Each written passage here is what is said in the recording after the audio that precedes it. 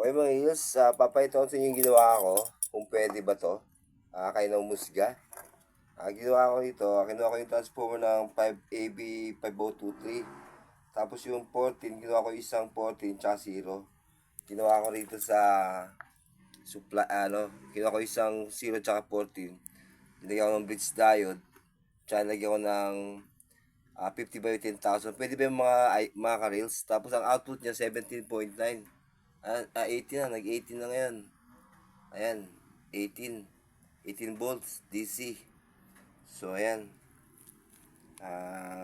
Ito yung gawa ko eh. Ito yung box na yung ABR, pinapangan din. So, yun lang. Kung pwede ba itong gawing charger.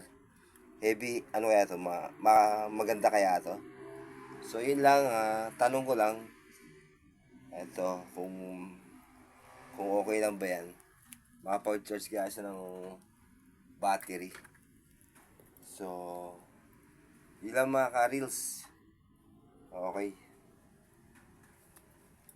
Yun lang ay gawa natin. Thank you.